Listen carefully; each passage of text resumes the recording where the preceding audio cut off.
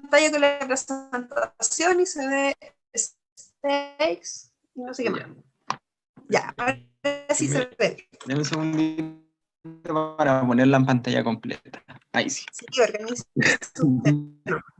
Ya, entonces. El panel de control de la presentación. Dame un segundito. Déjelo, Ya, profe. ordénese todo lo que tenga que poner también. Gracias. ¿Ya? Ya, Ok, profe. entonces, Estamos listos. No sé, Eric, ¿estás listo? Estamos listos, sí, listo. ¿todo listo? Ok, empieza nomás. Ya. Buenas tardes, compañeros y profesores. Nosotros expondremos el artículo número 5, el cual lleva por título Digestión y absorción en el tubo digestivo. Los integrantes son Gabriel Morales y Eric Pérez, quien les habla. Como introducción, primeramente quisiéramos hablar de que el sistema digestivo se extiende desde la boca hasta el ano y en él ocurren una serie de procesos que tienen como fin descomponer el alimento en moléculas más pequeñas para así aportar la carga nutricional para todos los procesos que ocurren en el cuerpo. Todo esto gracias a una anatomía especializada y así también a procesos que se desarrollan en él, como podemos ver la hidrólisis, la cual está contenida en la digestión y su posterior absorción de nutrientes. Primeramente tenemos que hablar de la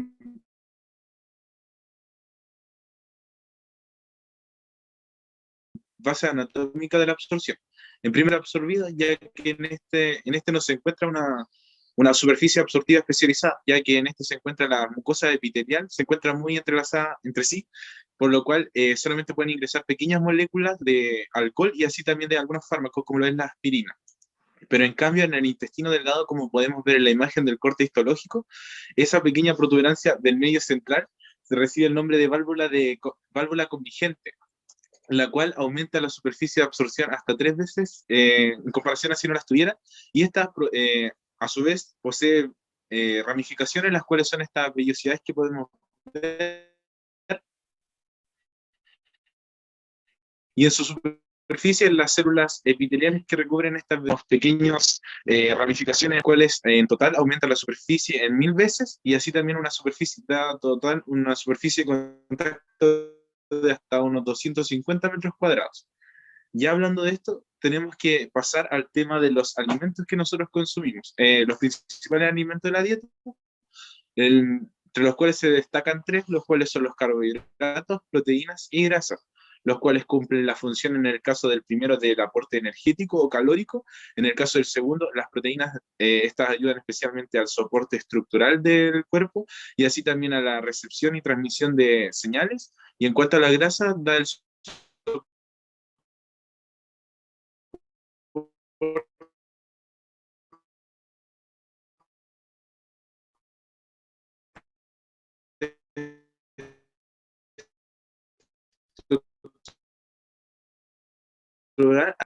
En cuanto a los alimentos carbohidratos, como podemos ver en la imagen, el ion hidroxilo y el ion hidrógeno, en este caso los carbohidratos, estos monosacáridos, están unidos por un enlace glucosídico y como se está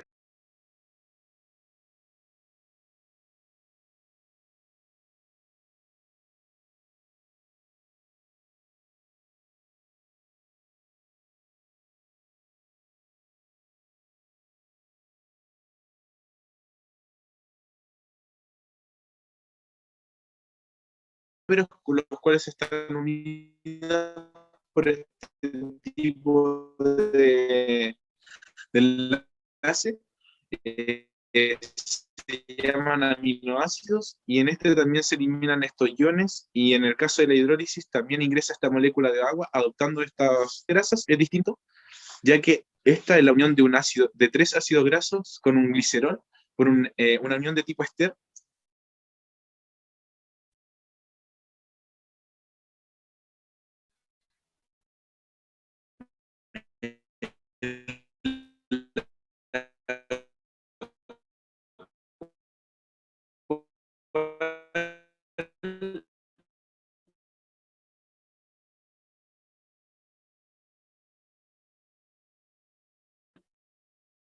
Podemos destacar, van a unir en resumen los tres casos utilizadas, las cuales serán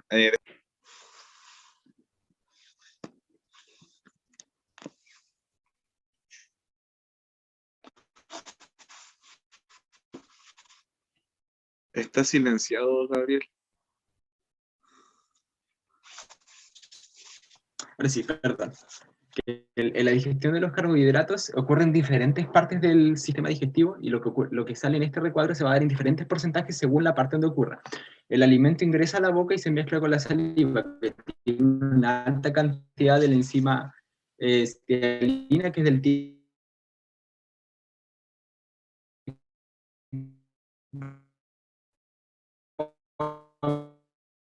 milasa. Esto va a hidrolizar al almidón y nos va a dar como resultado, además, lo que no se hidroliza hasta el alimento en la boca, el estómago, ya más o menos de un 30 a un 40% del almidón y de los carbohidratos ha sido digerido.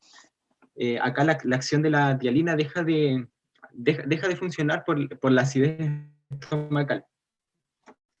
Después de que en el estómago tuvimos la absorción del 30 al 40%, el quimo va a continuar su trayecto hacia el duodeno, donde se va a mezclar con los jugos pancreáticos. El jugo pancreático tiene como principal característica que tiene una alta cantidad de amilasa, que tiene la misma función que la tialina, pero en este caso una función mucho más potente. Por lo tanto, aquí gran parte de los carbohidratos va a lograr ser digeridos. Ahora, productos de la digestión tienen la particularidad de que son disacáridos. Gracias a unas enzimas presentes en las vellosidades de los enterocitos, estos disacáridos van a convertirse en monosacáridos. En el caso de la lactosa, gracias a la acción de la lactasa, se va a convertir en galactosa y glucosa, y la maltosa por acción de la maltasa se va a convertir en glucosa. Y además tenemos una cuarta enzima, que es la dextrina, que va a hidrolizar a unos oligosacáridos en forma de glucosa. Ahora, el resultado final son monosacáridos hidrosolubles que por esta particularidad van a aportar. En cuanto a la digestión de las proteínas, tenemos que destacar que las proteínas no son digeridas desde que ingresan en el alimento.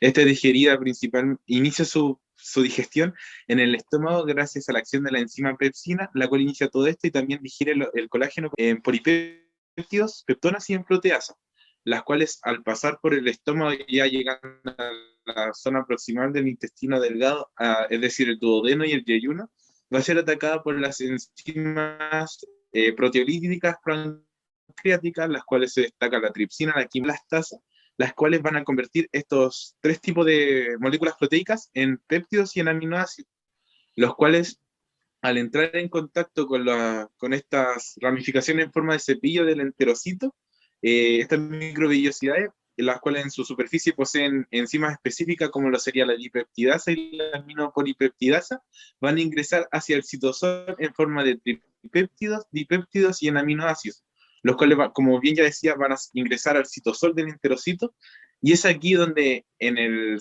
citosol de este enterocito se encuentran otras enzimas aún más específicas, las cuales van a degradar estos tripéptidos y dipéptidos en aminoácidos simples, los cuales van a pasar al polo opuesto por el cual ingresaron y van a ser transportados hasta la sangre por la vena porta.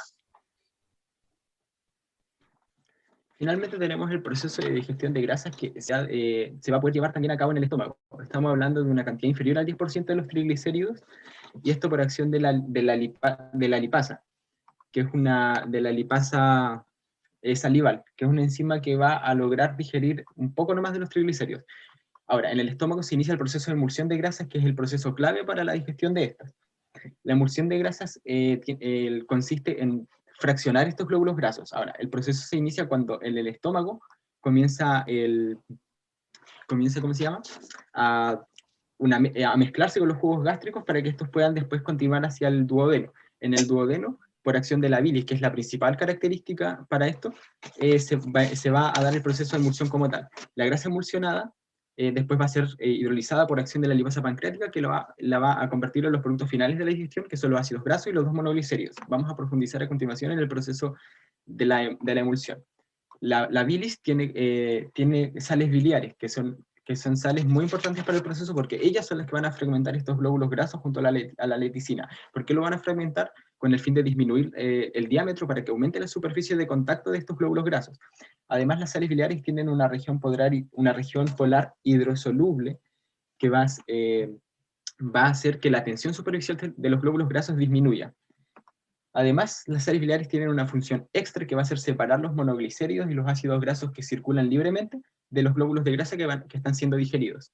Ahora, una vez que la grasa fue fraccionada por las sales biliares, tal como ocurre en los detergentes, porque ese es el principio que tienen, va a actuar la lipasa pancreática, que es una enzima muy importante para la degradación de estos triglicéridos y que en el fondo va a ser la encargada de convertir estos triglicéridos en ácidos grasos y 2 monoglicéridos.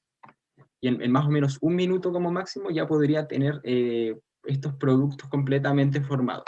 Ahora, además, las sales biliares forman micelas biliares, que son glóbulos formados por la proyección hacia afuera de los grupos polares que tienen carga negativa, y que estos van a servir para el transporte de estos monoglicéridos y ácidos grasos libres con el fin de que puedan ser absorbidos.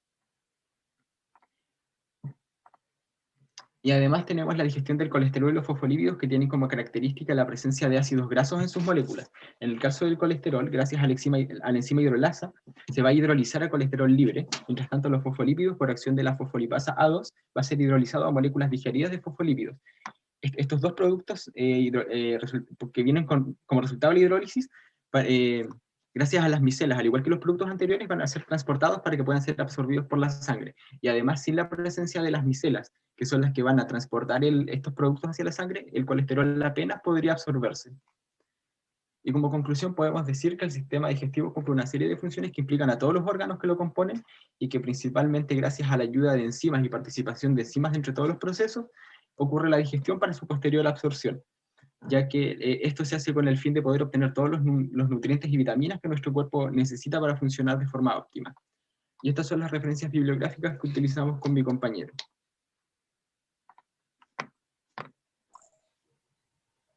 Muy bien, chicos. Quita la presentación y le voy a pedir al profesor, ahora sí, con la cámara de Santiago, muy bien, Eric.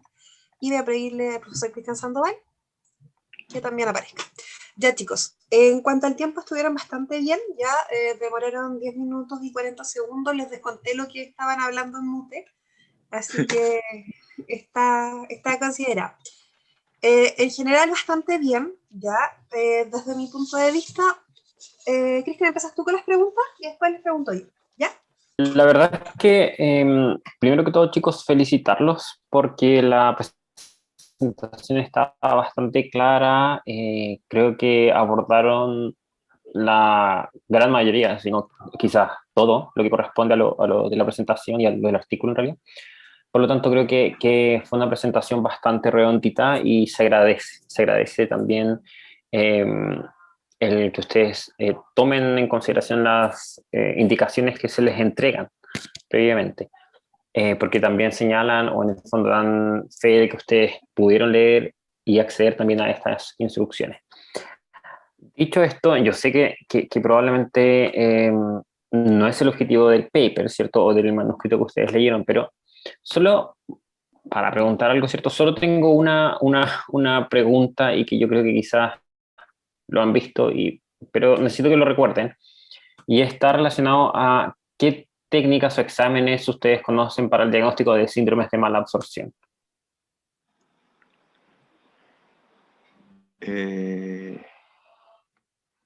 Grasa en S, el test de grasa en heces,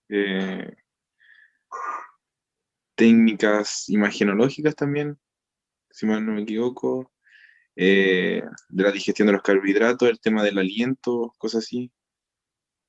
No sé si Gabriel puede agregar otras más. No, creo que dijiste todas en las que había pensado. Pero sí que hay más. Sé que creo que habían más, pero no las recuerdo en este momento. Ya, porque recordemos, ¿a qué nos referimos cuando hablamos de mala absorción? ¿Solo carbohidratos, proteínas? ¿Solo eso? En general, a problemas en la absorción en el intestino delgado. Sí, entonces, ¿qué otros exámenes se podrían realizar?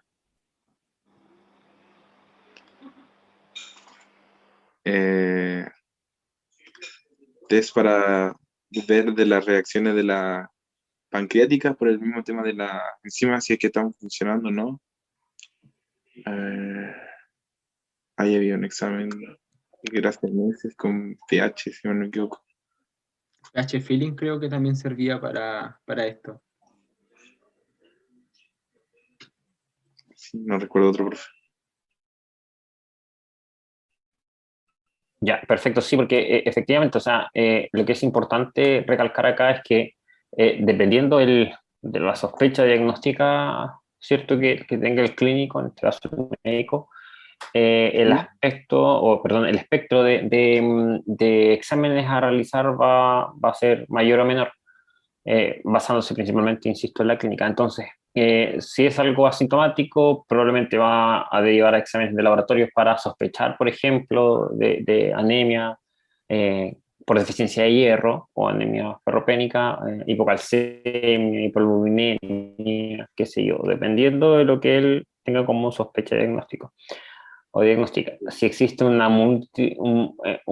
si existen múltiples síntomas o una sintomatología múltiple respecto a problemas del tracto gastrointestinal, probablemente él va a realizar otro tipo de pruebas que se podrían realizar, por ejemplo, a través del examen de posiciones, para observar la característica, la consistencia, y también, ¿cierto? Otros exámenes, principalmente, por ejemplo, para la enfermedad celíaca o de Crohn, que nosotros conocemos. Y también en algunos casos de pancreatitis que también están relacionados con síndromes de mala absorción. Entonces, claro, la verdad es que los síntomas van a ser muy indicativos y dependiendo de eso, va a depender el examen. Entiendo, profe. Sí, además, quería agregar, profesor, de que igual debería depender más o menos como a la sospecha de la causa de la mala absorción, porque si mal no recuerdo, en el taller que hicimos hace un tiempo, por lo que recuerdo haber leído, una de las causas podía ser como el problema enzimático, como en algún momento señaló Eric, o el problema directamente en las microvellosidades. Entonces, igual va a depender de qué decisión tomar sobre qué examen realizar al paciente. Solo eso. Muchas gracias. Ya, profe. Bueno, chicos, para todos, esto es un tema, acuérdense que todo esto que estamos viendo puede entrar en la prueba la próxima semana. Chicos, respiren un poquito porque creo que quedaron un poco alterados con la pregunta, no la esperaban, ¿ya? Pero eran temas que se habían visto en tutoriales, así que quizás no era directamente del artículo, pero sí que tenía mucha relación. Yo les voy a pedir, porque creo que es algo que uno normalmente no escucha o no le toma el peso, entonces yo les voy a pedir si me pueden explicar ya directamente el artículo, ¿qué importancia tenían las sales biliares en cuanto a la digestión de grasa? ¿Cuál era la importancia? Sé que lo explicaron, pero me gustaría reforzar un poquito esto dentro de esta pregunta. Como dije en la presentación, las sales biliares, su principal función es que van a fragmentar los glóbulos grasos, los van a hacer más pequeños. Entonces, al ser más pequeños, su superficie de contacto va a ser mayor y va a ser más fácil poder digerirlos, porque por tamaño y al momento de que la lipasa pancreática los vaya a hidrolizar y digerir, es mucho más fácil con pequeños. Por eso también hice la analogía con los detergentes, que igual salía de hecho mencionada en el artículo. Sí. Porque los detergentes tienen como función eso, fragmentar los glóbulos de grasa para que sea mucho más fácil eliminarlos. Entonces, y además que igual las sales biliares van a tener otras funciones como de transporte gracias a sus características físicas de su núcleo de esterol y el resto de la superficie liposoluble. Muy bien. Por mi parte, no hay más preguntas. Como dijo el profesor Cristian, estuvo bastante clara, lo cual se agradece. Era mucha información, se veía que era un artículo muy cortito, pero la verdad es que tenía mucha información y era toda relevante. Así que, bueno chicos, yo les voy a pedir que apaguen las cámaras, respiren, no se preocupen, ya terminó, ¿ya? Gracias, profe. Así que vamos a seguir, vamos a seguir con el tema 6, ¿ya? Y en el tema 6 tenemos dame un segundito, acá tengo las hojitas. Tema 6, Daniel. Sí, aquí estoy. ¿Ya? Y no te preocupes. El resto de sus compañeros, Daniel, por un tema que se retiró uno de los compañeros de la asignatura, él va a estar solo haciendo esta presentación. Espero que nadie más se retire de la asignatura, pero si pasa nuevamente, lamentablemente van a tener que hacer las presentaciones solos, ¿ya? Daniel, usted presente nomás, ponga la presentación y me dice cuándo quiere que empiece. Ya.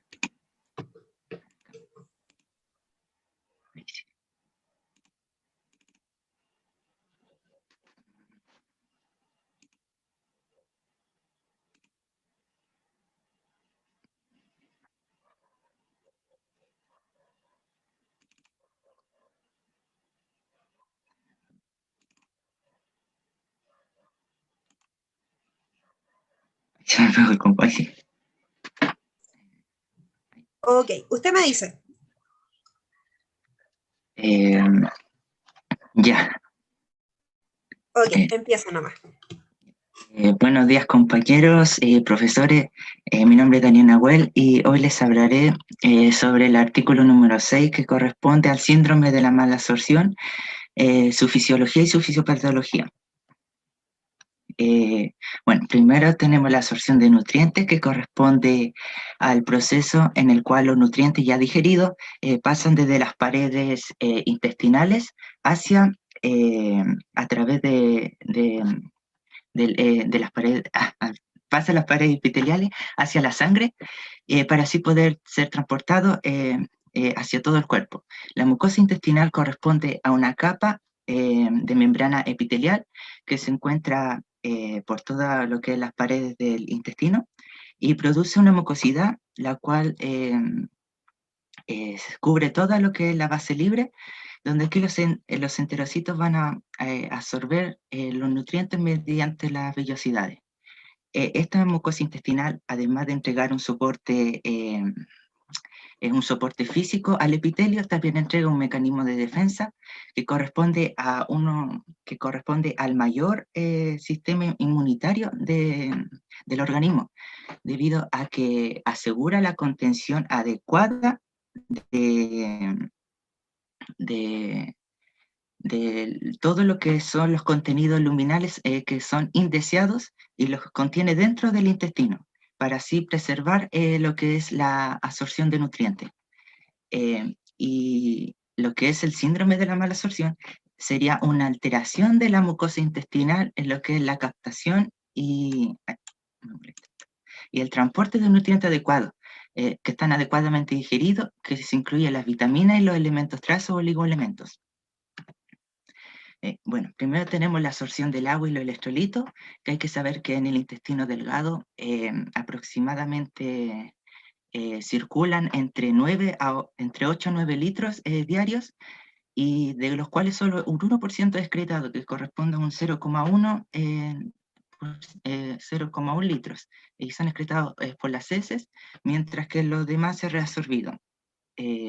También es importante decir que ocurren movimientos bidireccionales, que son movimientos que ocurren desde el lumen intestinal hacia el compartimiento sistémico y viceversa. Estos movimientos se pueden dar a través de mecanismos paracelulares o transcelulares. Los mecanismos paracelulares van a ser a través de las vías paracelular, que son vías que ocurren entre las células y que son de forma pasiva, y las vías transcelulares que pueden ser de forma pasiva o forma activa, y ocurre atravesando las células. Aquí principalmente ocurre lo que es el mecanismo de absorción del sodio. También hay que tener en cuenta que existen dos principios que se efectúan sobre estos mecanismos. El primero es que el agua sigue en forma pasiva los movimientos de absorción o secreción de los electrolitos.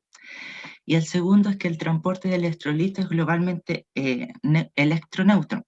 Esto quiere decir que si ocurre la absorción de un catión, va a traer consigo la de un anión, generando esta electroneutralidad.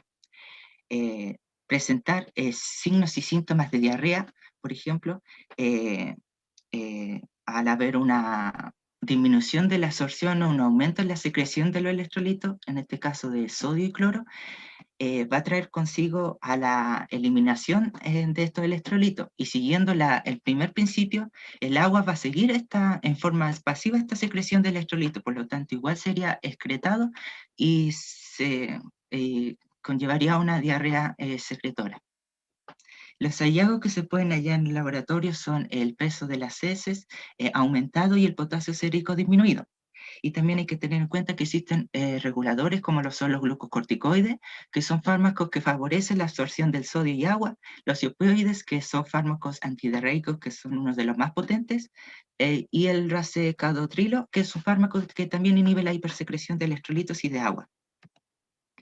En la absorción de grasa representan el 40% de la dieta, también se lleva a cabo en el ayuno proximal y medio, y son mecanismos muy eficientes, pero muy delicados, debido a que este mecanismo de absorción de grasas es muy complejo, tiene una gran cantidad de pasos, por lo que alguna falla en estos pasos puede conllevar a una mala absorción de las grasas.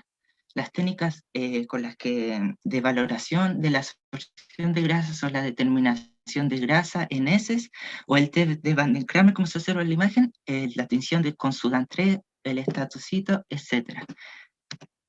La mala absorción de grasas puede darse como consecuencia de una mezcla inadecuada del contenido intestinal con las secreciones biliares o pancreáticas, la falta de hidrólisis de las grasas por reducción o ausencia de secreción pancreática, alguna obstrucción linfática que dificulte el transporte de los kilomicrones y las lipoproteínas, falta de las sales biliares con dificultad en formación de micela y anomalías estructurales en las mucosas que impidan el tránsito por la célula intestinal normal. Signos y síntomas, como lo puede ser la estatorrea, que el test de Van den Kramer es como el gold estándar para la determinación de la estatorrea, y la pérdida de peso pueden significar que está existiendo una mala absorción de grasa. Y los hallazgos en el laboratorio para saber esto son las grasas fecales elevadas y el colesterol sérico disminuido. La absorción de hidrato de carbono representa la fuente más importante, aproximadamente el 45% de las calorías. Y aquí lo que ocurre es su mecanismo de transformar los disacáridos en monosacáridos. Lo hace mediante enzimas como son las amilasas salivares y las pancreáticas, además de las disacaridases. Los monosacáridos son la glucosa, la galactosa y la fructosa, como se observan en la imagen.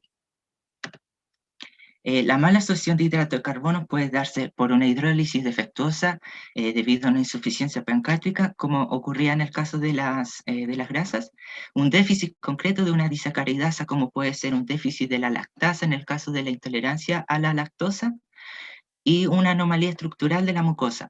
Las técnicas de valoración de la absorción de los hidratos de carbono pueden ser curvas de glucemia, tras una sobrecarga de hidrato de carbono, el test de xilosa, el test de la intolerancia a la lactosa y el test de hidrógeno aspirado. Presentar signos y síntomas de pérdida de peso, distensión abdominal y gas son probablemente síntomas de una mala absorción de hidrato de carbono, y se puede hallar en el laboratorio el test de hidrógeno aspirado para la glucosa aumentado. En la absorción de proteínas tenemos las que representan entre un 10 al 20% de aproximadamente de las calorías de la dieta. Su variabilidad en composición y estructura es enorme debido a la gran cantidad de aminoácidos, y no solo absorbe aminoácidos simples, sino que también puede absorber dipéptidos, incluso tripéptidos. Esto es importante ya que aumenta la capacidad de reserva que tiene el intestino. Aquí el mecanismo en pocos pasos: tenemos que primero todas las enzimas pepsinas gástricas, luego las peptidasas pancreáticas y luego las peptidasas del borde en cepillos e intracelulares. Las técnicas para el estudio de las proteínas de la mala absorción, de las proteínas, tenemos la cuantificación de nitrógeno fecal, el test de aclaramiento de alfa-1 antitripsina y la utilidad de citrulina y arginina plasmática. Aquí es importante decir que las técnicas para el estudio de la mala absorción de las proteínas no son muy frecuentemente realizadas, porque las alteraciones son específicas para un aminoácido. La mala absorción de proteínas puede deberse a una insuficiencia pancreática exocrina o alteraciones estructurales de la mucosa, como ocurría en los casos anteriores, y un síntoma como lo son los edemas puede indicar que existe una mala absorción de proteínas. Lo que se puede hallar en el laboratorio son las proteínas totales disminuidas, la albumina sérica disminuida y la alfa-1 antitripsina en heces aumentadas. En lo que es la absorción de vitaminas, tenemos la absorción del ácido fólico y la vitamina B12. El ácido fólico principalmente se encuentra en espinacas, nueces, cacahuates, carne de hígado y jugos de naranja, y de la dieta se extraen cantidades mínimas de vitamina vitamina B12 y también a la competencia con las bacterias intestinales o parásitos que pueden haber en el intestino. La mala absorción de vitamina, en este caso ácido fólico y vitamina B12, pueden deberse a una anemia macrocítica, que son anemias cuyo volumen corpuscular medio es mayor a 100 femtolitros. También pueden deberse debido a neuropatías periféricas y centrales o a la enfermedad, y pueden ser causadas también por la enfermedad de Crohn. Sus signos y síntomas son la anemia perniciosa, que es la deficiencia de vitamina B12 y ácido fólico, y glositis, que es una inflamación de la lengua. Hallazgos en el laboratorio pueden ser hematíes hipercrómicos, megaloblásticos, que megaloblástico quiere decir que su tamaño es el triple de un eritrocito normal, y también el test de Schilling anormal, que este test es el que es el encargado de medir la deficiencia de la vitamina B12. En el caso de la absorción de minerales y oligoelementos tenemos el hierro y el calcio, que estos se dan exclusivamente en el tracto duodenal. La mala absorción de minerales y oligoelementos tenemos que pueden darse debido a la enfermedad celíaca, y la deficiencia de calcio puede conllevar a una osteopenia, incluso a una osteoporosis. Signos y síntomas como son la anemia ferropénica y dolor en hueso de miembro pueden significar una mala absorción de estos minerales. Y en el hallazgo del laboratorio se puede encontrar el hierro sérico disminuido, hematías disminuido, hipocromía, microcitosis y el calcio disminuido. Como conclusión, vamos a saber que la malabsorción de nutrientes va a generar distintos síntomas dependiendo del nutriente que se encuentra en deficiencia. Y con lo que se indica en las pruebas de hallazgo en el laboratorio, se puede determinar la deficiencia del nutriente que está siendo mal absorbido y así poder encontrar un tratamiento para poder aliviar al paciente. Estas son mis referencias bibliográficas y muchas gracias por su atención. Gracias, Daniel. Quita la presentación para que podamos ver a los profesores también. Gracias. Ahí está. Vamos entonces al profesor Alejandro y al profesor Cristian Sandoval. Ustedes le hacen la retroalimentación a la... ¿Parto yo? ¿O tú, Cristian? Sí, parte nada más, no hay problema. Ya. Hola, Daniel. Hola. Primero, felicitarte porque igual te tocó asumir solo esta labor, que igual es, puede tornarse de cierto más complicado porque en el fondo te toca hacer todo a ti. Ya, y está bastante clara la presentación. Por ahí yo lo que te aconsejaría es adaptar algunas informaciones, ¿cierto?, a la realidad de nosotros. Ahí me pareció curioso cuando mencionaste en los nutrientes que tenían, o sea, los alimentos que tenían vitamina B12, mencionaste los cacahuates. Entonces, ahí uno tiene que también adaptar un poco a la realidad. O sea, si nosotros hablamos, no sé, pues de los aguacates también aquí como que no es nuestra idiosincrasia, así que ahí hay que manejar un poquito la información que uno saca muchas veces de fuentes que vienen de otros países. Ya.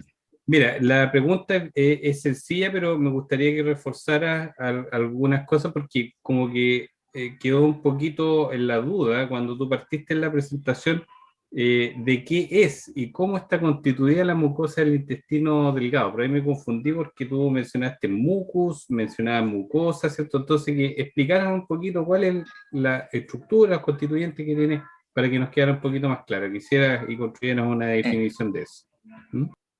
Es una membrana epitelial que genera una mucosidad, en lo que viene a ser la base libre del intestino delgado. Aquí se va a encontrar lo que son los enterocitos y lo que va a ser la absorción se va a dar principalmente por lo que es las microbiosidades, y lo que es la secreción se va a dar por las criptas.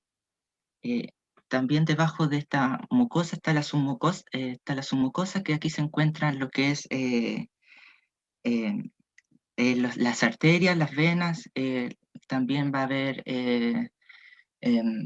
tejido nervioso autónomo, y esta submucosa va a ser una una capa de tejido epitelial también. Igual se encuentran los vasos linfáticos debajo de esta submucosa. Y más abajo de esto se encuentra ya lo que viene a ser músculo liso. Y eso parece. Ya, por ahí se está mejor, porque ahí como que se me había confundido un poquito cuando tú dijiste entre mucos y mucosa. Sí. Entonces ya ahí está la definición, ¿cierto? O sea, es un tejido completo que tiene varias capas, ¿cierto? Y que uno puede distinguir esas capas perfectamente por los constituyentes que tienen y además, como bien dijiste tú, que subyacen una capa que está vascularizada, que está inervada y además de eso que tiene tejido conectivo, ya que eso es lo que le da el soporte, ¿cierto? Al resto de la estructura. Ya. Sí, me parece bien. Así que esa era la única consulta que tenía para Daniel. Gracias, Daniel. Ya. Sí, yo también quiero felicitar a Daniel. Si bien es cierto, en un principio estuvo un poco nervioso, creo que también es complejo abordar un trabajo o la presentación cuando uno supone que va a tener a la contraparte, digamos. Pero de todas formas, creo que estuvo bien abordado, era lo que necesitábamos. Ahora bien, tengo una duda porque usted, insisto, tampoco era el objetivo del paper, pero porque ustedes hablaban, o usted hablaba de algunas pruebas, ¿cierto?, que se realizaban, principalmente la prueba o el test, ahí lo mostró, el de Van de Kamer o de Kramer. ¿En qué consiste eso? ¿O para qué se realiza? La prueba de test de Van de Karmen o también la prueba de posiciones ODS consiste es una prueba cuantitativa y se realiza después de 72 horas. Eh, Fue considerado como el gold estándar para lo que es la determinación de la estatorrea y presenta inconvenientes como por ejemplo que eh, es un poco engorrosa para lo que es para el paciente y tanto también para el técnico y también que no es una prueba que esté disponible rápidamente. Es una prueba que el paciente debe ir defecando. eh, no, primero tiene que, 3 días antes de realizar la prueba, tiene que ir consumiendo como mínimo 100 gramos de grasa para así ir preparando al cuerpo. Y una vez que empiece con esta prueba, esa grasa, cada vez que defeque, se tiene que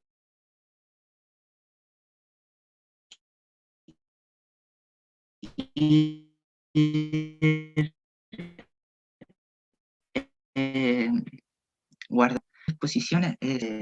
Se verán cuánta grasa se encuentra en deposiciones, se tendrán que medir. Eh, También una enfermedad de una insuficiencia pancreática o una enfermedad.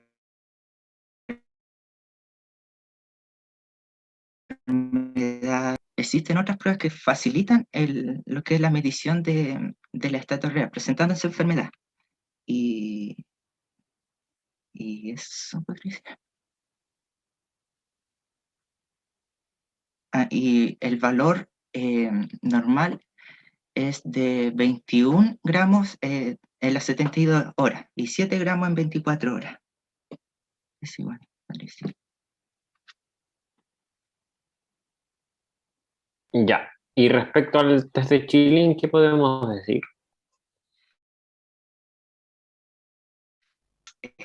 Es para la medición del déficit de la vitamina B12. Es una prueba oral donde se le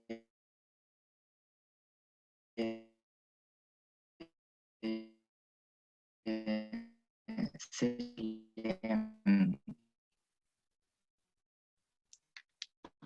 se le da al paciente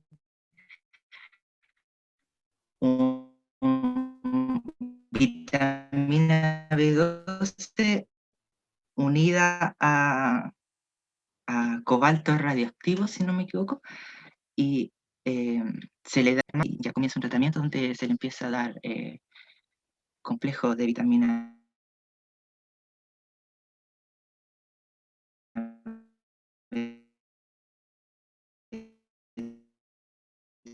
B12 unido con factor intrínseco. Eso eran mis preguntas en realidad. Muchas gracias. Gracias, Daniel. Como lo dijeron tus profesores, estuvo bastante completo. Fue un tema también de estar solo trabajando, que se agradece que hubieras podido abordar. Me mandaste un correo muy preocupado porque era un tema muy extenso y lo hiciste bastante bien, ¿ya?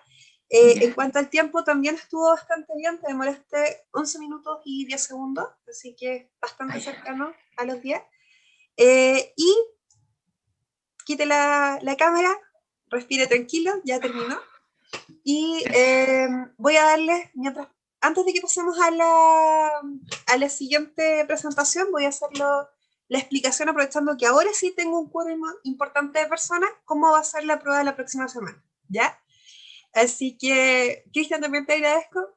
Entonces les voy a mostrar, les voy a compartir pantalla. Bueno, primero que nada, que alguien me diga, por favor, si se ve. ¿Se ve? Sí, profe. Ya, ese es el correo que a ustedes les va a llegar a las 18 horas, ¿ya? Esta es una prueba de selección múltiple y desarrollo corto.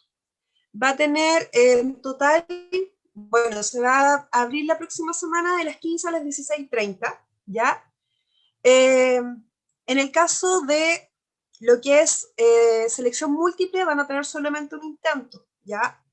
Quiero decir, para la prueba completa un intento, entonces busquen un lugar tranquilo. Si tienen cualquier tipo de problema con respecto a su internet, por favor, me mandan un correo o un mensajito, ¿ya? Me mandan, un segundito, ahí está, me mandan un correo o un mensajito. En total la prueba va a constar de 90 minutos, donde van a tener 25 preguntas de selección múltiple, ¿ya? 25, sé que se escucha enorme, pero estas van a estar puestas de tal manera, voy a dejar de compartir un poquito esto, de tal manera que va a ser 2 preguntas por artículo, ¿ya? Son 8 artículos en total, entonces van a tener 16 preguntas de los artículos, 4 preguntas del caso 1, 4 preguntas del caso 2, y van a tener además una pregunta del taller número 1, ¿ya? Entonces, cuando ustedes vayan a estudiar, vuelvo a compartir pantalla, denme un segundito. Cuando ustedes vayan a estudiar, ¿se ve el campus? Sí, profe. Sí. Ya. Entonces, cuando ustedes vayan a estudiar, van a los artículos de laboratorio. Acuérdense que es el artículo del 1 al 4 y el artículo del 8 al 5. Los del 9 al 12 son los que vamos a ver de vuelta del receso, ¿ya? Así que esto solamente los van a abrir las personas que tengan que leer los artículos si es que quieren leerlo antes de la prueba.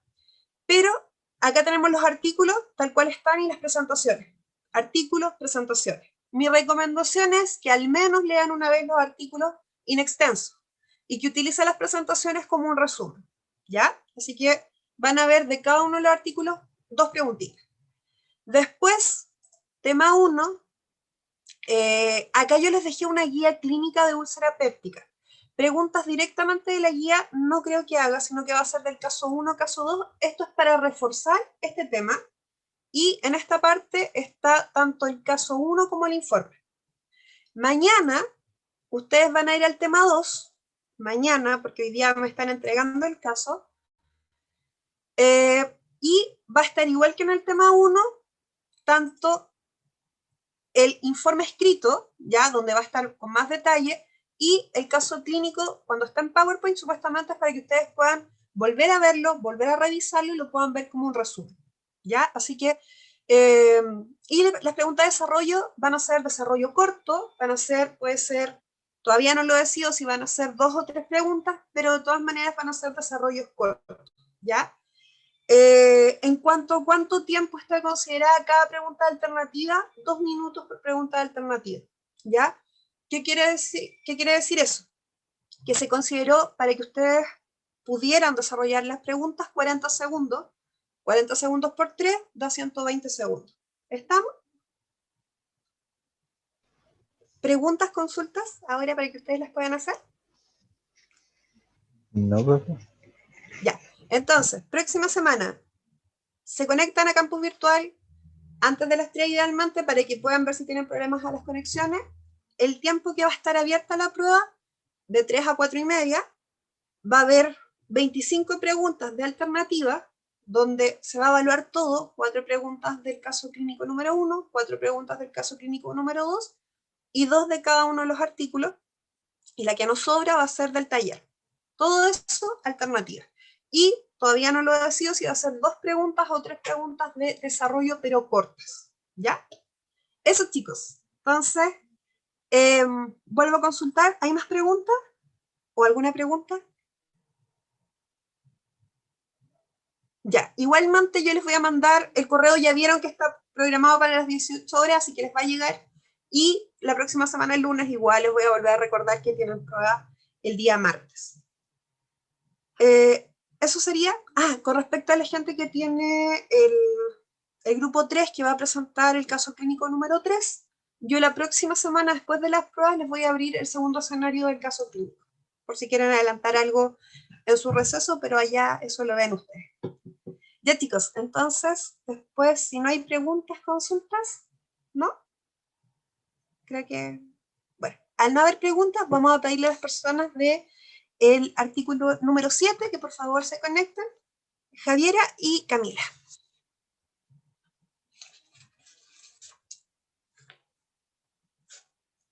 Ya, chicas, igual que los demás, empiezan a proyectar y yo me dicen cuando empezamos.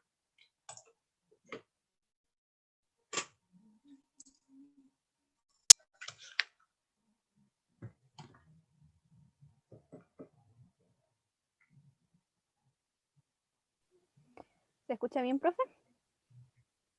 Sí, sí se Ya. escucha. Entonces, empezamos ahora. Ya, empiecen. Buenas tardes, compañeros y profesora. El día de hoy le hablaremos sobre el tema técnicas diagnósticas de mala absorción, y Javiera Nova que les habla. De manera introductoria, vamos a hablar sobre la definición de la mala absorción. La mala absorción es una alteración de la mucosa intestinal que produce una alteración de la captación y transporte de nutrientes adecuadamente digeridos. Esto puede ocurrir en una o en la semimucosa en fase de transporte. Y la maldigestión, por su parte, es una dificultad para transformar los nutrientes en productos pequeños más absorbibles por el intestino. Ahora hablaremos sobre la digestión y la absorción sobre los lípidos. La digestión va a ocurrir en el estómago por medio de la lipasa gástrica, que va a producir ácidos grasos libres que van a inducir la producción de lipasa pancreática y colipasa. Estas dos enzimas unidas van a hidrolizar los triglicéridos, van a producir ácidos grasos libres que van a ser absorbidos por medio de la proteína FATP4 en los anteriores esteres de colesterol. Fosfolípidos van a ser unidos a apoproteínas y van a ser liberados al sistema linfático como kilomicrones. Como podemos ver en la imagen, las células parietales van a producir hidrogeniones. Estos van a inducir a la secreción de secretina y la producción de bicarbonato del estómago y para inducir la producción del ácido clorhídrico. Respecto a la digestión y la absorción de proteínas, la digestión va a ocurrir en el estómago por medio de la pepsina. Como podemos ver en la imagen, la pepsina va a digerir las proteínas, producir aminoácidos libres, quinina, que a su vez van a producir aminoácidos absorbidos, y los oligopéptidos deben ser degradados en las enzimas presentes en el intestino. Luego, respecto a la digestión y absorción de hidratos de carbono, la digestión va a ocurrir en la boca por medio de la amilasa salival y en el intestino por medio de la amilasa pancreática. La amilasa maltosa y glucosa, los cuales todos deben ser hidrolizados menos la glucosa, porque la glucosa va a ser absorbida directamente. la absorción solamente pueden absorberse los monosacáridos y por medio de las proteínas de transporte como la GLUT1, que va a transportar una molécula de glucosa, galactosa y fructosa. Ahora vamos a ver respecto a las técnicas de valoración de ingestión y absorción de los macronutrientes. Primero que nada, sobre las técnicas de valoración de la mala absorción de los lípidos, tenemos el test de Van de Kamer, que anteriormente se habrá mencionado. Este es el gol estándar para la determinación de grasa en heces, en el cual el paciente tiene que consumir durante 6 días sin nutriciones. Esto va a permitir medir el porcentaje de grasa que la persona va a consumir durante esos días y cuánto él va a excretar. Las determinaciones, los valores normales serían menores a 6 gramos de grasa por día, mayor a eso sería ya patológico, pero en deposiciones. De Sudón 3, este es un tipo de tinción en el cual vamos a tener materia fecal que se va a teñir con esta tinción, en el cual se va a poder ver glóbulos de grasa y respecto a su diámetro y a la cantidad que existe en esta muestra, se va a determinar si existe estratorrea. El estatutito ácido es una técnica en la cual se va a centrifugar una muestra de heces y se va a dividir en 3 fases. Bueno, van a haber varias diluciones, acidificaciones, se va a aspirar en un tubo de hematocrito, este se va a centrifugar, se van a dividir en estas 3 fases y el hematocrito se expresa como el porcentaje que tiene la fase a determinar un porcentaje. Respecto al NIRA, análisis de espectrometría infrarroja, se va a medir la absorción de la reflectancia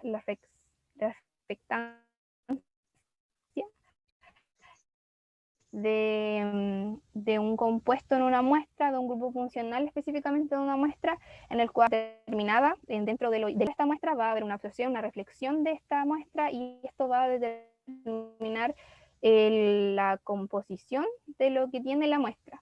En este caso, esta técnica es mucho más rápida que la técnica del test de Van de Kamer y tiene la misma precisión que esta y se puede, además de determinar grasas en heces, se puede determinar carbohidratos y nitrógeno. Respecto al test de 13-carbono MTG, mide de manera indirecta la actividad de la lipasa pancreática en el duodeno, en el cual se va a cuantificar el 13-carbono liberado luego de administrar esta molécula al paciente. El paciente tiene que ingerir un desayuno de prueba y esta molécula, y luego, bueno, esto se va a medir en el aire relacionado con la actividad de la lipasa pancreática, la liberación del 13-carbono.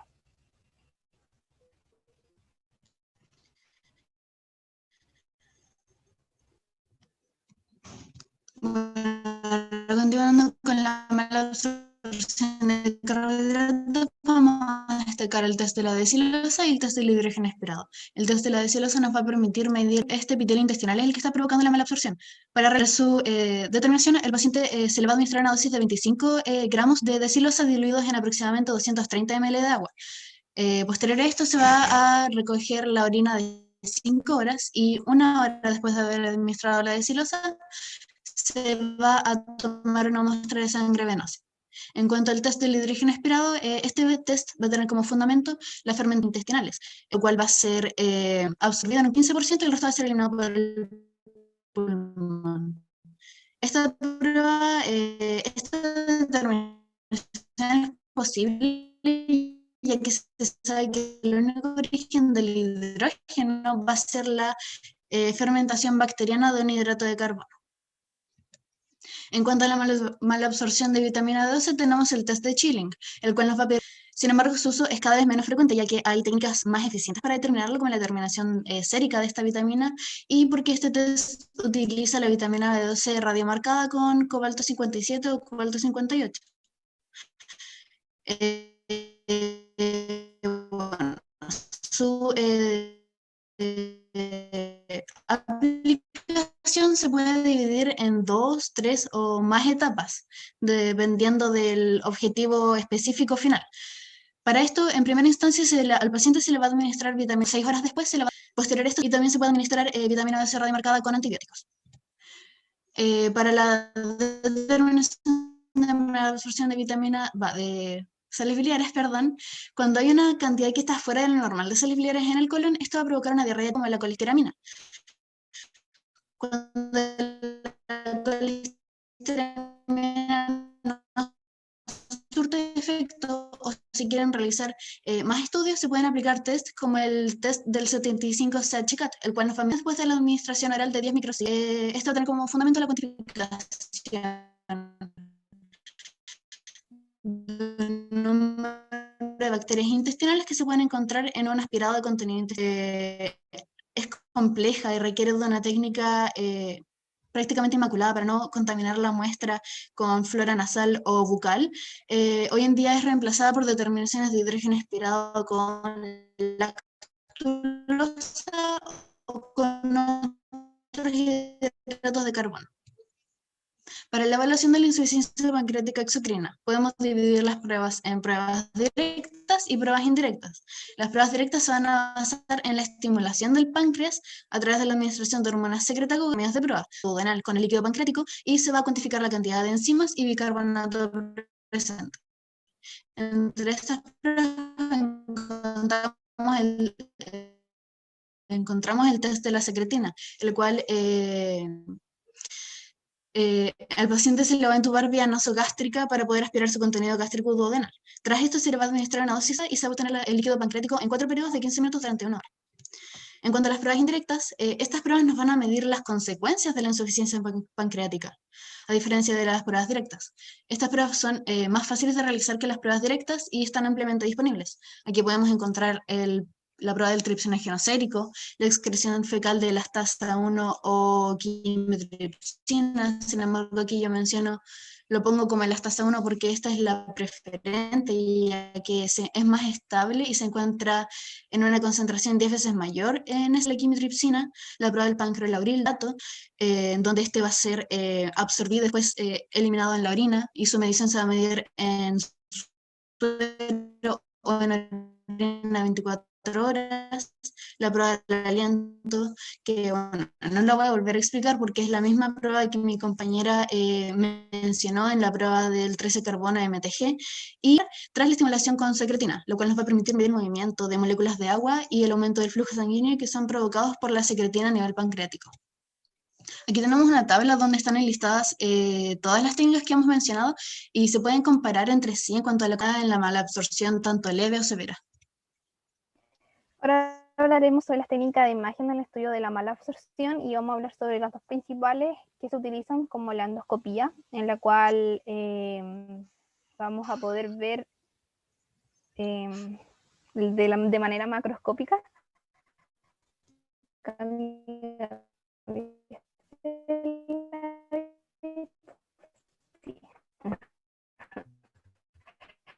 de manera macroscópica el epitelio duodenal, y esto siempre tiene que ser acompañado con una biopsia. La causa de la mala absorción, a simple vista las vellosidades que no son normales, son cortas y deberían ser largas, y se puede determinar por medio de la biopsia la atrofia de las vellosidades. Esto ocurre en enfermedad celíaca. Se ve más claramente cómo las vellosidades no tienen la forma Bueno, normal. ahora como conclusión de todas, y en realidad va a cuantificar los mismos macronutrientes o sustancias que no están siendo absorbidas desde distintas aristas para poder disminuir las probabilidades de error o falsos diagnósticos, o como criterio se me olvidó la palabra, perdón, como criterio que nos va a complementar el diagnóstico de mala absorción o mal digestión, y también podemos compararlo en cuanto a su coste, la complejidad de realización, y en realidad cuán fiable va a ser cada técnica para poder detectarla. Muchas gracias. Aquí está nuestra bibliografía. Muchas gracias. ¿Pueden quitar nomás la diapositiva? Ya. Ok, profesor Alberto, y al profesor Alejandro le vamos a pedir también que, por favor, ahí está. Después yo les cuento cuánto se demoraron, no, o les cuento el tiro mejor para que sepan. 11 minutos 50 segundos. ¿Ya? Así que Sí. no anduvimos tan mal con el tiempo. Y ahora los dejo con los profesores para que las evalúen. Claro, no estuvieron mal con el tiempo, chicas. Considerando que era un artículo bastante extenso, ustedes lo saben. De hecho, este artículo antes estaba considerado para un poquito más de tiempo, pero creo que tuvieron un excelente trabajo, pudieron resumir bien. Y el resumen no quitó información, está bastante claro. Así que por ese lado, muy bien la presentación, sí que me gustó. ¿No es cierto? Igual que hayan podido hacer una introducción siempre es bueno, ¿ya? Si bien la introducción era muy larga en el artículo, ustedes lo saben, pero lo pudieron resumir bien cortito para contextualizar. Entonces, ya sabiendo eso, ¿no es cierto? Yo quisiera preguntarle dos cositas, porque tenemos que preguntar. Está claro todo ya, pero yo les quiero hacer una consulta. La decilosa, ¿qué es la decilosa? Es un azúcar simple. Ya. ¿Y qué característica tiene, a diferencia del resto de los azúcares simples, que pudiésemos utilizar para evaluar absorción, en este caso? Una glucosa. Si no me equivoco, es que este azúcar simple no se absorbe. Ya. ¿Dónde nos absorbe? A nivel intestinal. Ya. ¿Y después cómo lo evaluamos? ¿Ah? ¿A través de qué lo evaluamos? Bueno, es que se pueden evaluar a través del test de la desilosa. Este test se va a medir tanto en... Ay, se me olvidó. Me quedé en blanco. O su compañera que la ayude, pues si para eso están las dos, para que en una se recuerda Este test usted, sí, es que ahora me acordé. Este Ya, test se cuantifica la cantidad de desilosa en orina de 5 horas y también se toma una muestra venosa. O sea, de sangre Ya. venosa, perdón. Y ahí se hace, ¿no es cierto? Se hace la relación, recuerdo. ¿Y qué otra cosa tiene la desilosa? La desilosa, como característica más importante, que no es una molécula. ¿De qué tipo?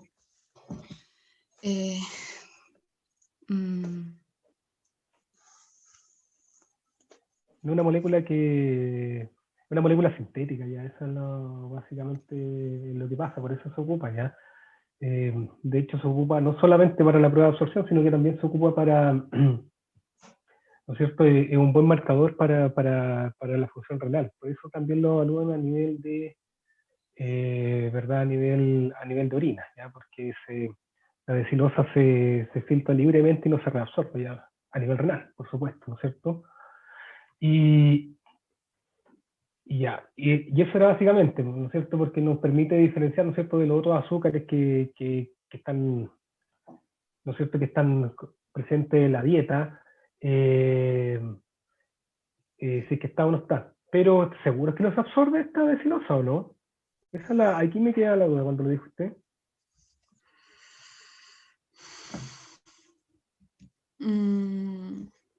Es que de lo recuerdo que mencionaba en el artículo era que era... O sea, es que esa era su... Es que en realidad esa es como la... No sé si decirlo como la gracia, como la característica de las técnicas que se utilizan que no van a ser absorbidas y al fin y al cabo como asimiladas por el organismo y que es por eso que se pueden determinar. Lo cual, o sea, excepto, por ejemplo, se puede mencionar el test de Chilling, que es por esta razón que se va a administrar esta vitamina C radiomarcada y después otra dosis para poder saturar los transportadores. Ya, ya, ahí sí, ¿no es cierto? Ya pasó el Chilling, no le quería preguntar del Chilling, pero ya que me lo dijo, para que explique las tres, ¿no es cierto? Las tres partes que tiene el test de Chilling. ¿Y que evalúa cada una? Lo nombraron, pero para que se lo recuerden a los compañeros, porque es bastante interesante. Sí, o sea, no mencioné la interpretación de resultados por temas de tiempo, pero se van a obtener distintas características de acuerdo a lo que se vaya administrando. Por ejemplo, cuando se administra solamente la vitamina B12 radiomarcada con la otra, se va a medir a nivel de orina en sí cómo se está absorbiendo esta a través de la calculando la cantidad de vitamina B radiomarcada que se administró con la que se está excretando. Cuando se administra factor intrínseco, esto nos puede sugerir una patología en el área del ileum terminal, y con la administración de antibióticos y vitamina B12, esto va a servir para poder evaluar un sobrecrecimiento bacteriano en el intestino, obviamente. Eso. Sí. Entonces tenemos como 3 formas para evaluar esa B12, ¿no es cierto? Entonces vamos a ver si es que puede ser, ¿no es cierto?, por un tema de factor intrínseco, ¿no es cierto?, o sobrecrecimiento bacteriano. Eso. Muy bien.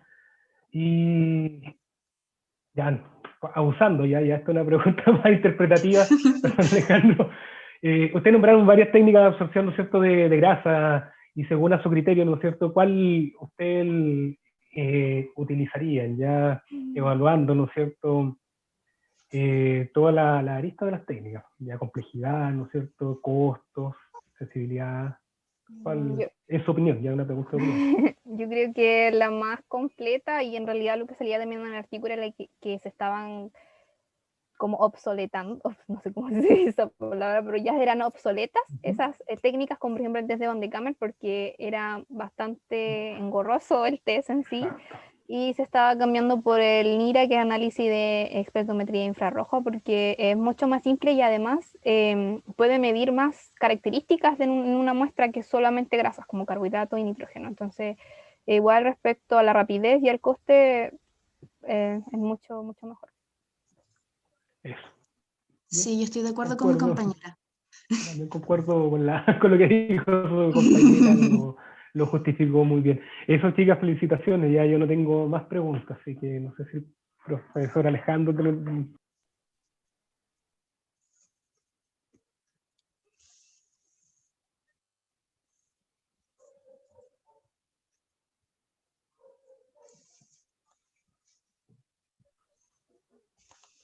Alejandro. Me parece que tengo ahí unos problemas. Ya. Ahí me sí, me dice su internet es inestable. Ya, bueno, yo también quería felicitarla. Un tema bien desarrollado, harta información, ¿cierto? Y se nota que hubo muy buena organización ahí para poder colocar todo en su lugar y ahí poderlo explicar. Sin embargo, igual hay algunas partes que a mí como que me costó un poquito entenderla porque tuvieron que explicarla rápido y eso se entiende evidentemente por el tiempo. Y en base a lo mismo quería un poquito, si podían ustedes explicar, porque me pareció bien interesante, sobre todo para sus compañeros, de cómo ocurre el transporte de monosacáridos, porque ustedes lo mencionaban, pero fue como súper rápido, entonces ahí va que tengan un poquito más de tiempo para desarrollarle. Con el tema de los transportadores y cómo son los transportes a nivel de membrana, ¿sí? Sí, bueno, existen diferentes transportadores en los interiorcitos, como lo había mencionado, la GLUT1, GLUT2 y GLUT5, que van a transportar solamente monosacáridos como glucosa, fructosa. Y bueno, estos son selectivos, como había dicho, solamente monosacáridos, por lo tanto tienen que ser bien hidrolizados los oligosacáridos.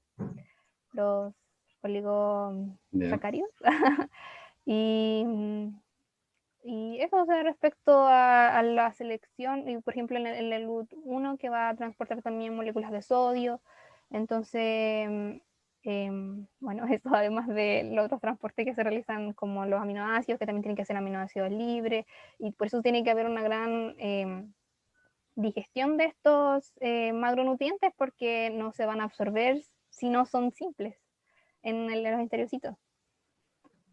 Entonces, en base a eso, ustedes podrían establecer que hay problemas de mala absorción, no solamente porque la mucosa no absorbe, ¿cierto? Sino que ¿qué más podría haber como involucrado ahí? La acción de las lipasas y de las enzimas que son para la digestión.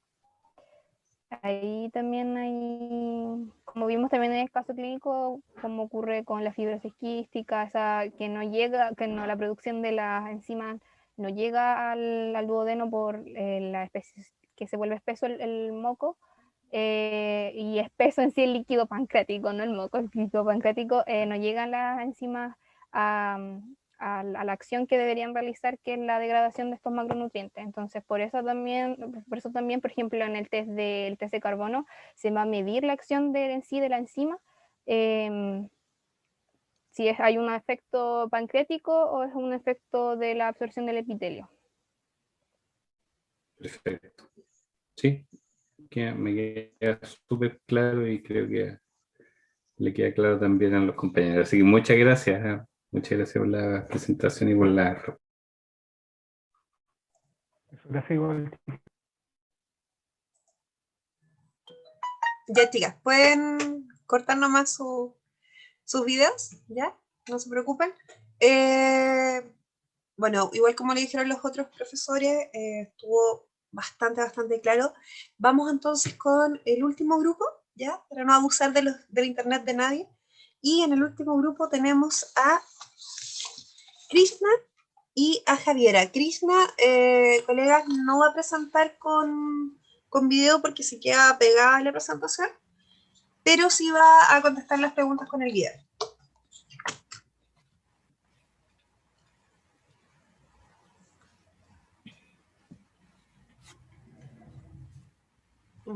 Ya. Ya, Javiera, tú me dices. Sí, le estaba hablando y estaba silenciada. Estaba preguntando si se ve bien. Sí, déjalo al tiro puesto en presentación para que no perdamos ni un segundito en eso, ¿ya? Ya. Un segundito. Estamos listas, yo creo. La Krishna. Ya. ¿Está lista la Krishna? Sí, profe. Ya, súper. Entonces empezamos a... Ya. Buenas tardes, compañeros. Buenas tardes, profesora. Nosotras les vamos a hablar sobre la fibrosis quística en la actualidad, los aspectos digestivos. Nuestro grupo está compuesto por Javiera Parada y quien les habla, Krishna Ocampo. ¿Qué es la fibrosis quística? Es una enfermedad genética que se caracteriza por una neumopatía crónica e insuficiencia pancreática. Posee una etiopatogenia multifactorial y presenta un gran número de manifestaciones clínicas como cirrosis, enfermedad hepática, insuficiencia pancreática, entre otras. Ya, ¿cómo se produce la fibrosis quística? Debido a mutaciones que ocurren en el gen 7q31.2 que codifican para la proteína CFTR o reguladora transmembrana, siendo la más común de estas la denominada DF508. La CFTR actúa como un canal de cloro regulado que se expresa en las células epiteliales de las vías respiratorias, del hígado, del páncreas y de las glándulas serosas, principalmente los diferentes conductos de estos órganos. En cuanto a su estructura, podemos ver que la CFTR está compuesta de dos nucleótidos que atraviesan dos dominios que atraviesan a la membrana y dos dominios de unión a nucleótidos y un regulador. En cuanto al mecanismo patogénico de la fibrosis quística, podemos decir que consiste en una disminución del flujo de agua hacia el espacio intraluminal, lo que va a producir la obstrucción de diferentes vías y ductos, una afectación en cuanto al nivel de las glándulas exocrinas, un facilitamiento de la colonización bacteriana y un transporte transepitelial anómalo de iones, lo que va a generar excreciones más viscosas y espesas. En cuanto a las mutaciones, podemos decir que hay 6 principales, donde en la clase 1 vamos a tener una deficiencia en la síntesis de la CFTR debido a una inestabilidad del ARN mensajero que codifica para esta. En la clase 2 vamos a tener una alteración del procesamiento post-transcripcional de la proteína, lo que va a generar una disminución de su transporte desde el aparato de Golgi hacia la superficie celular. En la clase 3 vamos a tener un defecto en la activación de la proteína producto de una alteración en su unión con el ATP o de la hidrólisis que se tiene que generar entre los dominios de unión a nucleótidos. En la clase 4 vamos a tener una ineficiencia en cuanto a la conductancia del cloro. En la clase 5 también va a haber una disminución en cuanto a la cantidad de CFTR presente, y en la clase 6 va a haber una deficiencia en la regulación de otros iones. Epidemiología. Según el MinSal, la incidencia de la fibrosis quística en Chile se aproxima a 1 entre 6.000 a 1 entre 8.000 recién nacidos vivos, lo cual da entre 40 a 50 casos nuevos anuales. Por otro lado, la afección hepática en España tiene una prevalencia de entre un 18 a un 37%, una frecuencia de un 2,1% y una edad media de presentación de la enfermedad de 7,2 años. Y otras complicaciones digestivas, como la cirrosis multilobular, tiene una frecuencia entre un 5 a un 15%, y la hipertensión portal. A continuación vamos a hablar sobre las manifestaciones clínicas más comunes de la enfermedad. Afección hepática. Es una de las afecciones más frecuentes donde se genera desnutrición y hay una repercusión en la situación pulmonar. Puede producir una obstrucción biliar y una fibrosis periportal progresiva. lo que conlleva a una cirrosis biliar focal o una cirrosis multilobular. Otros signos hepáticos son la hepatomegalia, la litiasis, esteatosis, hipertensión portal e hiperesplenismo. Y otros factores de riesgo para la afección hepática son la insuficiencia pancreática exocrina, antecedentes de ileomielitis, una biopsia hepática con presencia de esteatosis y fibrosis periportal progresiva. En cuanto al diagnóstico de la afección hepática, podemos decir que este consiste en la combinación de los hallazgos clínicos que mencionó mi compañera anteriormente, además, o las enzimas alteradas. Y en cuanto a técnicas de imagenología, la que más se utiliza para la fibrosis es la ecografía. Aquí tenemos un ejemplo donde un paciente al lado izquierdo se presenta esteatosis y en la parte derecha hepatomegalia. Otras técnicas son la gammagrafía, la endoscopia digestiva alta, la biopsia hepática y la tomografía computarizada, que aquí tenemos un ejemplo de un paciente con síndrome de obstrucción intestinal distal. Tratamiento de la afección hepática. Se utiliza el ácido ursodeoxicólico para tratar la cirrosis y la hipertensión portal, con una dosis máxima de 20 miligramos por kilo por día, ya que este tiene un efecto citoprotector, el cual mejora la bilis disminuyendo su viscosidad y haciéndola más fluida. En otras hepatopatías se utilizan los protectores gástricos, bloqueadores beta y procedimientos quirúrgicos como la esplenectomía. Y también es recomendado en algunas ocasiones el trasplante de hígado aislado combinado con el pulmonar, ya que da beneficios sobre la función pulmonar, el estado nutricional y la calidad de vida.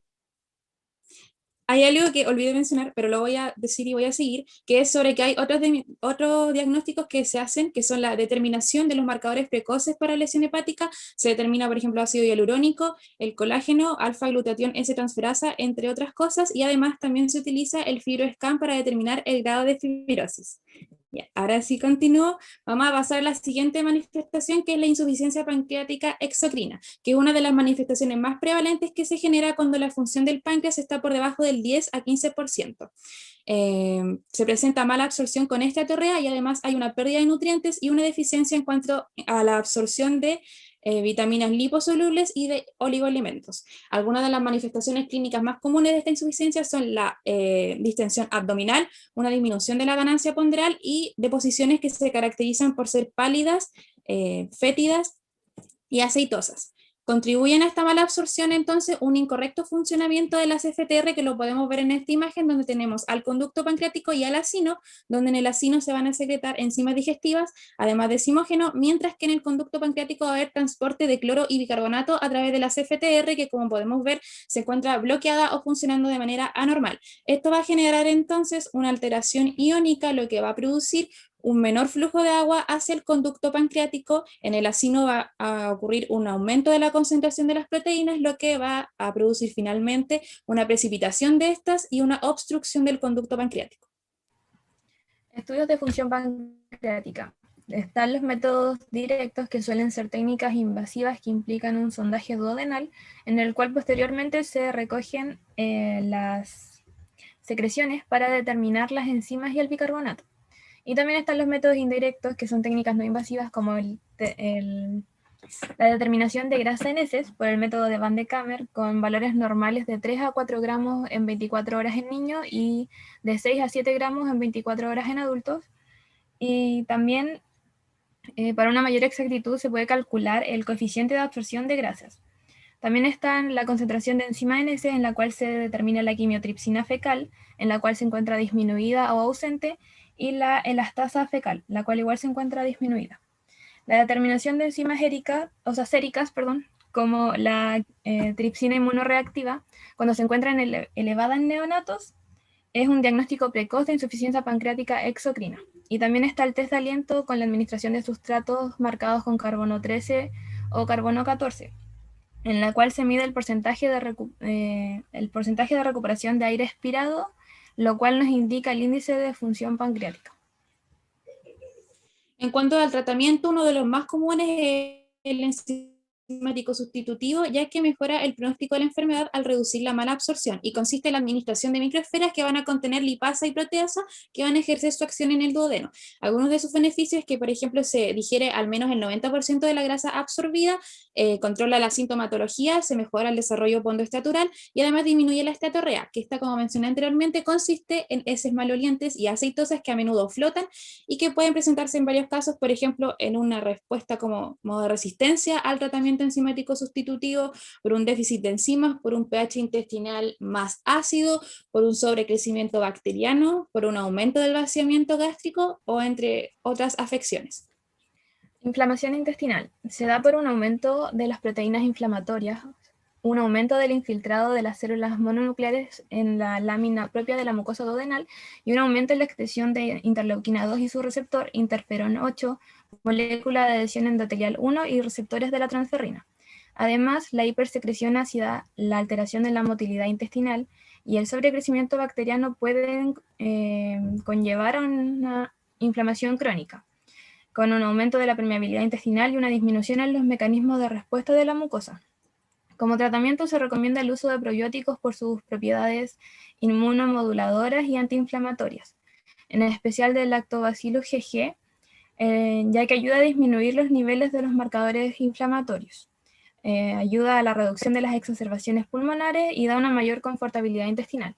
Y también está el síndrome de obstrucción intestinal, el cual se define como una obstrucción fecal aguda completa o incompleta en la región iliocecal, la cual se produce por la impactación del contenido intestinal viscoso y adherente, y se relaciona con la insuficiencia pancreática exocrina con una incidencia entre un 15 a un 18%.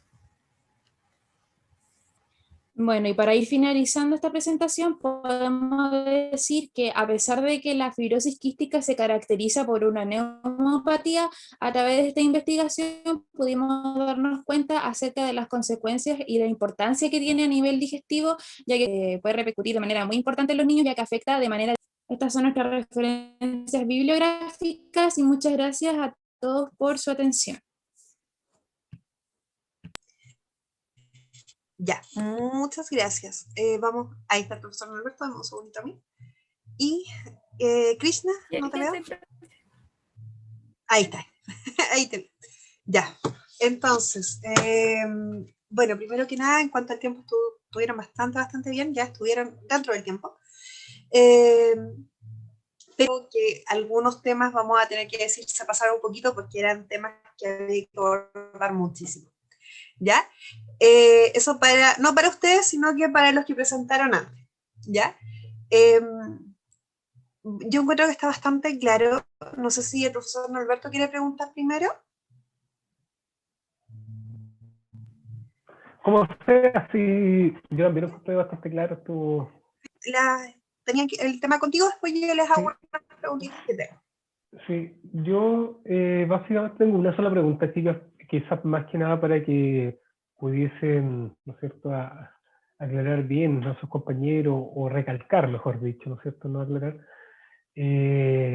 ¿por qué se produce la fibrosis quística finalmente? ¿Cuál es el meollo, ¿no es cierto?, de por qué no se producen los diferentes problemas en las diferentes, ¿no es cierto?, tejidos, principalmente glándulas exocrinas, se habla, ¿no es cierto?, que son los problemas, pero ¿por qué? ¿Por qué esto? Le pueden explicar a sus compañeros. Bueno, como yo mencioné al inicio de la presentación, ocurre por mutaciones que son de origen hereditarias, que ocurren, es autosómica recesiva y es netamente por eso, que es al final una mutación que va a afectar a esta proteína que se llama CFTR o reguladora transmembrana, que está presente casi en todas las células epiteliales de nuestro cuerpo. Va a estar presente tanto en nuestro intestino como en nuestro páncreas, a nivel de hígado y a nivel de las vías respiratorias, que es donde en verdad más afecta más que nada a las vías respiratorias y al páncreas. Y también hay más de 2000 tipos de mutaciones de CFR, o sea, CFRT. Eso, siempre se me confunde. Y solamente nosotros nombramos como las 6 más comunes dentro de la fibrosis, las que más se repiten, por decirlo de una manera. Esa es la etiología ¿no es cierto? Estamos hablando de la etiología, ¿de dónde viene? ¿No es cierto? Es una autosómica recesiva, como dijeron ustedes, ¿no es cierto? Que puede tener el defecto, ¿no es cierto?, en 6 partes diferentes y va a producir, ¿no es cierto?, más o menos la misma fisiopatología. Ya ahora vamos a hablar de la fisiopatología, es decir, a nivel fisiológico. ¿Qué es lo que produce este defecto genético que finalmente repercute, ¿no es cierto?, en una proteína que, ¿no es cierto?, es esta CFTR, ¿no es cierto? Sí, a nivel fisiopatológico, como las dos cosas más fundamentales que ocurren es que va a haber un transporte anómalo de iones que es principalmente de sodio y de cloro, principalmente de cloro. Entonces esto va a producir que haya un funcionamiento normal de esto, que aparte va a producir un desbalance en todo nuestro organismo a nivel de diferentes órganos, y por eso es que en las excreciones como el sudor va a haber un alto contenido de cloro y de sodio. Y lo otro que ocurre a consecuencia de esto mismo es que el flujo de agua va a disminuir. Y eso va a producir que, como hay una menor hidratación, diferentes conductos o vías se van a obstruir.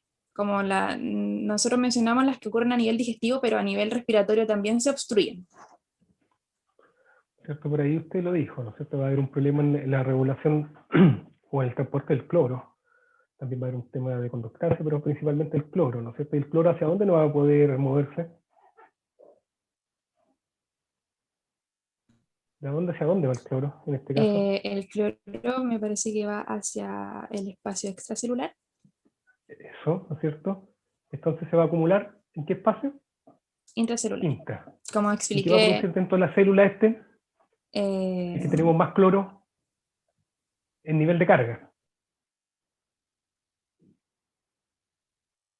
¿Qué va a pasar dentro de la célula a nivel de carga si es que tenemos más cloro que no puede salir, digamos así? Igual hay que entender que hay muchos canales involucrados, ya está ese de sodio, ¿no es cierto? Que están los ENAC, está la bomba sodio-potasio, ¿no es cierto? En la parte basal de las células para regular esto, también están las salidas de potasio, ¿no es cierto? Pero básicamente bien sencillo, ¿no es cierto? No está saliendo el cloro, ¿y qué va a producir ese cloro? ¿Qué va a pasar dentro de la célula? ¿Cómo en cuanto a carga, ¿no es cierto? ¿O qué tipo de gradiente va a producir esta acumulación de cloro? ¿Cómo está la carga dentro de la célula? Aumentada. ¿Pero hacia qué carga? ¿Positiva o negativa? Negativa. ¿No es cierto? Ya, entonces no va a poder, digámoslo así, no va a poder salir este cloro fácilmente. Y entonces, si es que tenemos mayor negatividad dentro de la célula, ¿no es cierto? Una diferencia de potencial, ¿qué va a facilitar que ingrese normalmente? ¿O qué va a ingresar más? ¿Qué tipo de cargas? Más cargas negativas. Si tenemos cargas negativas, ¿qué va a arrastrar esas cargas negativas? Cargas positivas, ¿no es cierto? Positivas, sí. ¿Y cuál es el principal positivo ahí? Extracelular. El extracelular es el... se me fue. Lo dijo Andrea, no sé, no. El sodio. El sodio. Exacto, yo la estoy ayudando a que saquemos y para que todos lo entendamos. Ya, entonces no va a poder salir cloro. Esto es bien sencillo, ya les expliqué que hay otros mecanismos involucrados para regular esto, ¿no es cierto? Estos gradientes electroquímicos, pero no vamos a tener salida de cloro y por ende vamos a tener mayor atracción de cargas positivas y lo que más va a interesar, ¿no es cierto?, va a ser este sodio. ¿Y el sodio qué arrastra consigo? La carga positiva. ¿Pero qué arrastra el sodio? Siempre lo decimos en digestivo, también lo decimos en génito. ¿Qué arrastra el sodio por su electronegatividad mayor? Tiene mayor arrastre que el potasio, digámoslo así. ¿Qué arrastra? ¿Agua? ¿Hacia dónde va el sodio? Eso, lo sigue el agua. Y el agua que estaba extracelular, ¿no es cierto? Hacia el lumen. Por eso es que ocurre una disminución del agua intraluminal, o sea, en el... Y si es que tenemos menos agua, ¿qué va a pasar con ese moco? Se va a hacer más viscoso, va a tener menos hidratación, se va a adherir más fácilmente a las paredes y eso. Eso es lo que quería que llegáramos, ¿no es cierto? Que es cómo se produce la fisiopatología, ¿no es cierto? Está súper bien el tema de la etiología, ¿no es cierto? Las diferentes fallas donde están, ¿no es cierto?, a nivel genético, y lo explicaron muy bien. Pero faltaba hacer ese nexo, más. Así que quedó bastante conforme. Eso, siga. Felicitaciones, muchas gracias. Gracias, profe. Fue una pregunta bastante aclaradora para los que no tienen claro cómo funciona la fibrosis quística, ¿ya? Así que, bueno, yo les voy a preguntar, tenía otras preguntas, pero les les quiero preguntar, chiquillas, si me pueden explicar, dentro de este artículo hablan de inflamación intestinal. ¿Cómo se explica esta inflamación intestinal en relación a la fibrosis quística? ¿Por qué aparece dentro del artículo? ¿Qué es lo que me pueden explicar? También como para poder tenerlo un poquito más, sé que lo nombraron, pero para tener un poquito más claro para sus compañeros.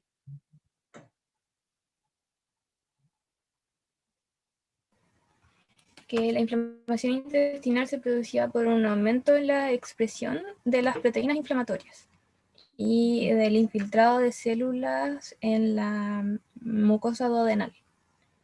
Y también por la expresión aumentada de interleucina 2 y su receptor, interferón 8, molécula de adhesión endotelial 1 y receptores de la transferrina. Bien. Va a haber una mayor expresión de esto, es como una respuesta igual por parte de organismos, como va a haber un aumento de lo que mencionó la Krishna, de interleuquina, interferón, y se va a producir esta inflamación. Además hay que considerar que también va a ocurrir, ay, se me fue la palabra, iba a decir, un defecto a nivel de la mucosa en los diferentes órganos, entonces esto igual va a contribuir a la inflamación, ya que no vamos a tener esa barrera de defensa que funcionando de manera correcta. Yo por mi parte creo que abordamos lo que podía haber estado un poquito, como por el tema del tiempo se tuvo que hacer más rápido, creo que lo pudimos abordar bien en estas preguntas, así que hemos terminado, chiquillas, pueden quitar las cámaras. Ahora quiero preguntarles al curso, no sé si tienen un delegado de curso. ¿Tenemos un delegado de curso? Sí. ¿Sí? ¿Quién es? Si me lo pueden decir, por Sí, favor. profe, soy yo. Ya, José Luis. Mira, lo que pasa es que, hola, lo que pasa es lo siguiente. La prueba va a ser la próxima semana, el martes, como yo se lo expliqué, 25 preguntas de alternativa. Todavía no tengo claro si van a ser 2 o 3 preguntas de desarrollo, pero van a ser cortitas. Y lo que quiero preguntarles y que lo puedan conversar entre ustedes, si es que están de acuerdo, si no me contestan al tiro, me ponen dedito hacia arriba para poder contabilizar. Yo quiero hacer la revisión de los que quieran revisar las notas. Yo voy a tratar en la medida posible de tenérselas antes del receso. Pero revisar la prueba, yo quiero revisarlas el martes a las 6 de la tarde cuando volvamos del receso. ¿Ya? El martes a las 6 de la tarde, media horita para revisar la prueba. No sé si pueden, deditos hacia arriba, si están de acuerdo. Si no se ponen de acuerdo. Profe, si están de acuerdo, es que lo más probable, ¿o alguien tiene clase? Sí, tenemos clase de ¿Ya? mato con el profesor Miguel Ángel. ¿El martes a las Sí. 6? El martes a las 6. ¿Y de qué hora? ¿Y a las 5? 5 ahí tendríamos libre porque ya no tendríamos ayudantía en clínica. Con nosotros. Así es. Sí, ya no tienen ayudantía. Ya, entonces ¿les parece el martes a las 5? De vuelta, yo les voy a mandar un correo, pero quiero saber si pueden a esa hora. No es obligatorio que asistan, pero para tener la opción de que, ¿sí? Muchísimas gracias. Entonces, chicos, yo les voy a mandar un correo igualmente el lunes de vuelta al receso, que el día martes sería a las 5 de la tarde la revisión de la prueba para los que quieran asistir. Ya. Muchas gracias. Si no hay preguntas, se pueden ir retirando. Sí. Si hay alguna pregunta, Profe, me la tengo una pregunta. Cata, dime. Pero es sobre clínica, sí, aprovechando que está usted y el profe. ¿Ya? Sí, por las clases de esta semana, que no sabemos qué pasó, que no se subieron las clases y la sesión de consulta tampoco hubo y estamos perdidos. A ver, Catalina, yo le subí la semana pasada las 2 clases del día 3 y avisé que también le subí al tiro la del día 10. Estaban tema 1 y tema 2. Y en la carpeta aparecen las clases 1 y la clase 2 de líquidos biológicos. Y está puesto que la fecha de revisión de líquidos biológicos va a ser el lunes 17. Y esa misma semana tengo a la profe Ili que no pudo, tiene problema con los lunes, que es la única que nos falta para hacer las consultas de los marcadores tumorales. Y esta semana también les voy a, así como les subió documentos para que de encuestas y cosas, les voy a pedir qué día pueden recuperar esa sesión de preguntas, ojalá en la tarde, porque ella también tiene facilidad en la tarde, y que sea diferente al lunes, porque es el día que ella no puede. Por eso por eso no se ha podido conectar y les mandé en el correo video que eso lo íbamos a resolver ahora. Y sería la que nos falta, y ahí ya estaríamos con, ¿no es cierto?, con todas las sesiones antes de la prueba, y de hecho por lo mismo se corrió la prueba, ya para que alcanzaran a tener todas las sesiones de consulta antes de que fuera la prueba, va a ser después del receso. Llegó en un correo. ¿Te quedó claro o todavía hay duda? Sí, aprovechemos. No, Estamos... sí, quedó claro, aprovechemos que estamos acá. más que nada era por ¿Ya? la sesión No, de no te preocupes. consultas que no se supo nada. Ahí, pero con respecto a la clase, solamente aprovechando, discúlpenme a los que no están en clínica ya. Aquí está estos son líquidos biológicos 1, que sería el otro, ustedes se meten a la carpeta y acá están todos los links de la clase 1 y la clase 2, ¿ya? Así que están para los 2 días con líquidos biológicos, que era la clase que les tocaba esta semana. Y tu consulta el próximo lunes, ¿no es cierto? Sí, mi consulta es el próximo lunes y a las 18 horas. Bueno, los que quieran horario de consulta, ahí vamos a estar presentes, ¿ya? Gracias, Cata, igual por la pregunta, porque estoy segura que aparte de tu persona, debe haber más personas que no preguntaron y que deben estar con la misma consulta. ¿Alguna otra duda de digestivo? ¿No? ¿Alguna otra duda de bioquímica? Pregunto ya, pero estamos acá. ¿Sí, Isa? No, le decía que no tenía ninguna duda, por lo menos ayer. Ya, perfecto. Entonces, chiquillos, se pueden retirar, ya. Muchísimas gracias por la atención, se agradece a las personas que presentaron hoy día. No se olviden las personas que tienen que entregar, que es el grupo número 2. Si quieren hacer algún cambio, todavía están a tiempo. Yo voy a descargar lo que enviaron después de las 11:50, ¿ya? Ok, muchas gracias. Chao, que estén bien.